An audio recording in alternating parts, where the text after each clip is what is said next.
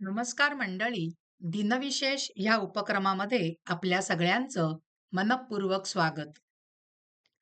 मंडळी, आज आहे आषाढ शुद्ध चतुर्दशी. आजच्या दिवशी संत मामा दांडेकर यांची पुण्यतिथी असते.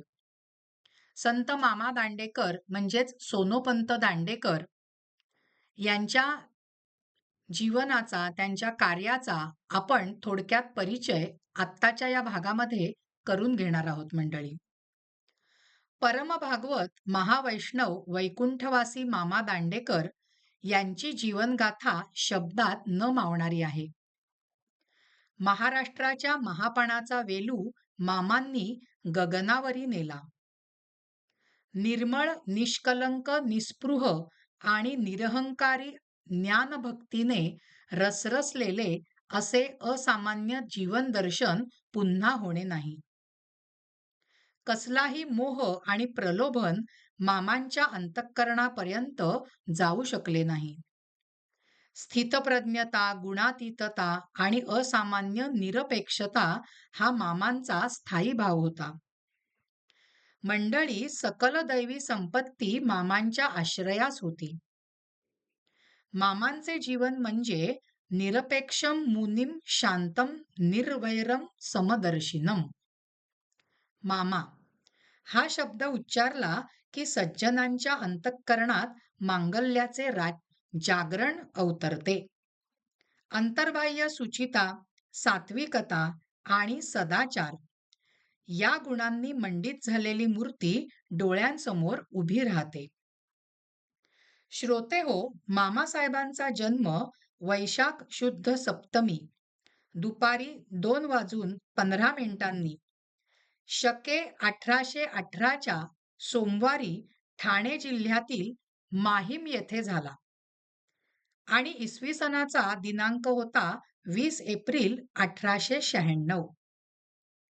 श्रोते हो, पाळण्यातलं त्यांचं नाव शंकर असं ठेवण्यात आलं होतं, पण सोनू या नावानेच त्यांना सगळे हाका मारायचे. त्यांचं घराणं चारित्र्य संपन्न सुखवस्तू होतं. त्यांना मातृसुख फार अल्पकाळ लाभलं, परंतु त्यांच्या ज्येष्ठ भगिनी जिजीताई कर्वे यांनी मामांची व त्यांच्या वडील बंधूंची जोपासना आपल्या मुलाबरोबर केली. घरचे वळण उत्तम, अंगची श्रेष्ठ बुद्धिमत्ता अशी अनुकूल परिस्थिती मामांकडे होती. श्रोते हो, वयाच्या अगदी 4थ्या-5व्या वर्षापासून मामा कीर्तन, प्रवचन आणि पुराण ऐकण्यासाठी जायचे. आता कोणाला वाटेल की एवढूशा मुलाला काय कळणार आहे, पण लक्षात घ्या, कळते काय त्यापेक्षा या वयात वळते काय याला महत्व असतं मंडळी. कारण याच सुसंस्काराच्या अंकुराचा पुढे वृक्ष होणार असतो. पूर्वजन्माच्या कमाईने लहानपणीच घराजवळ वैकुंठवासी जोग महाराज राहत असत. त्यांचा सहवास मामांना घडून आला. ज्ञानेश्वरी, भजन, कीर्तन यांचे संस्कार त्यांच्या मनावर बिंबले. गुरुमुखातून ज्ञानेश्वरी ऐकण्याचे भाग्य त्यांना लाभले. वयाच्या केवळ 12व्या वर्षी जोग महाराजांकडून मामांनी अनुग्रह घेतला आणि तुलसीमाला धारण केली. आपल्या सदाचरणाने त्यांनी गुरुकृपा पूर्ण प्राप्त करून घेतली. मामासाहेब 23 वर्षांचे असताना जोग महाराज वैकुंठवासी झाले. घरी जसे जोग महाराज तसे कॉलेजात थोर तत्वज्ञ गुरुदेव रानडे हे संत प्रवृत्तीचे प्रोफेसर मामांना लाभले होते. मामांना तर या ज्ञानदानाचा दुहेरी लाभ होता. कसा काय दुहेरी लाभ होता बघा. एक तर तौलनिक दृष्ट्या भारतीय आणि पाश्चात्य तत्वज्ञान गुरुदेवांच्या कडून प्राप्त होत होते, तर श्री गुरु जोग महाराजांकडून सांप्रदायिकरित्या संत व ऋषीमुनींच्या शब्दांचे व्यापकपण समजत होते. शिक्षण आणि पारमार्थिक अभ्यास एकाच समयी चालू होता आणि श्रोते हो, या वयातच गुरु तेथे ज्ञान, ज्ञानी आत्मदर्शन. या ज्ञानेश्वर महाराजांच्या वचनाचा प्रत्यय अंतःकरणामध्ये दाटत होता. असे संस्कार संपन्न जीवन एखाद्या भाग्यवंताच्याच वाट्याला येतं बरं का. याच वेळी श्रीमद जगद्गुरु शंकराचार्य यांच्या वाङ्मयाचा अभ्यास करण्याची अभूतपूर्व संधी मामांना मिळाली. आचार्यांच्या सर्व वाङ्मयाचे परिशीलन व अध्ययन त्यांनी सखोलपणे केले. गुरुदेव रानडे आणि श्री अभ्यंकर शास्त्री यांचे मोलाचे मार्गदर्शन त्यांना लाभले. श्रोते हो, दिवसातून 18-18 तास मामा अभ्यास करायचे. प्रचंड एकांत आणि असंख्य ग्रंथ संभारात बसून मामांनी गीतेचा व त्यावरील असंख्य भाष्यांचा सखोल चिंतन करून अभ्यास केला. किती कठोर ज्ञान साधना आहे बघा मंडळी ही. त्यांचा हा अभ्यासाचा ध्यास म्हणजे साधना कालातील प्रचंड साधना होती. बहुविध कार्यात स्वतःला झोकून द्यायचे आणि त्यासाठी अखंड श्रम करायचे, हा मामांच्या जीवनाचा स्थायी भाव होता. परंतु ही सारी कार्ये एकतर धार्मिक स्वरूपाची किंवा शैक्षणिक स्वरूपाची होती. मंडळी, मामा अंतर्यामी देशभक्त होते बरं का. त्यांनी आजन्म स्वदेशी वस्तू वापरल्या. आपल्या कीर्तन प्रवचनातून त्यांनी देशभक्तीचे धडेही दिले. ते प्रत्यक्ष राजकारणात पडले नाहीत, परंतु त्यांचे कार्य स्वराज्य पूरकच होते. आता इथे मामांच्या जीवनातलं एक मोठं कार्य मला नमूद करायचंय. ते म्हणजे आळंदीच्या वारकरी शिक्षण संस्थेची जोपासना. सद्गुरू जोग महाराज वैकुंठधामी गेल्यानंतर ही जबाबदारी मामांनी स्वीकारली. हरिभक्तपरायण लक्ष्मणबुवा इगतपुरीकर व मारुतीबुवा गुरव यांच्या सहाय्याने त्यांनी ही संस्था वर्धिष्णू केली. सहस्रावधी विद्यार्थी या अध्यात्मपीठात 6-6 वर्षांचा अभ्यासक्रम संपवून उभ्या महाराष्ट्रात कीर्तन प्रवचनाच्या द्वारे संत धर्माचा निरलस आणि निरपेक्षपणे प्रचार करतात. किती मोठं कार्य आहे बघा मंडळी. मामासाहेबांचं सोनोपंत हे नाव पण सार्थ होतं बरं का. कसं सार्थ होतं? किंबहुना ते परिसासारखं नाव होतं. ते मुळी परिसच होते मामा म्हणजे. कसं काय? ज्याला स्पर्श करतील त्याचे सोने होत असे.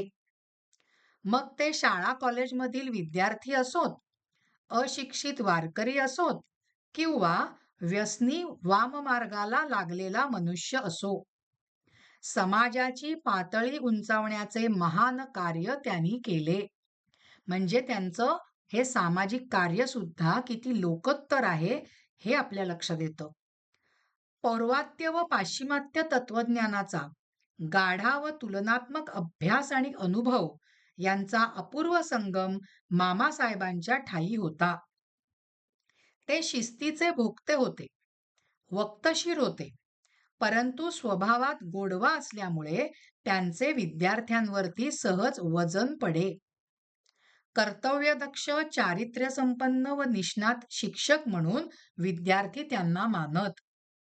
म्हणजे हे बहुविध आणि बहुआयामी व्यक्तिमत्व तर होतच, पण अनेक गुणांनी संपन्न असं हे व्यक्तिमत्व आहे की त्यांच्या गुणातले काही गुण आपण जर का आत्मसात करण्याचा प्रयत्न केला तर आपलं जीवन सुद्धा निश्चितच समृद्ध होणार आहे.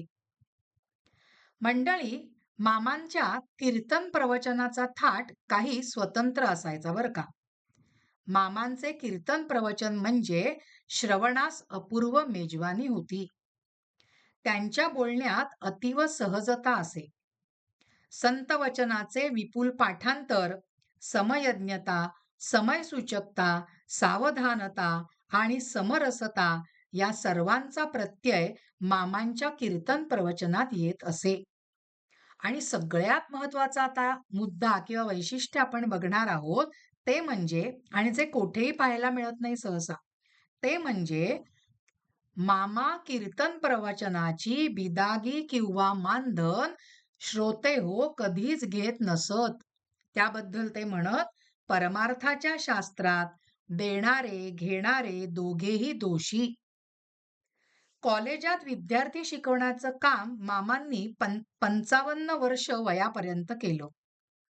दिवसा हे काम आणि ते संपल्यानंतर जनतेला ज्ञानेश्वरी कीर्तनाद्वारा नैतिक व धार्मिक शिक्षण देण्याचे त्यांचे कार्य त्यांनी अखंडपणे सुरूच ठेवलं.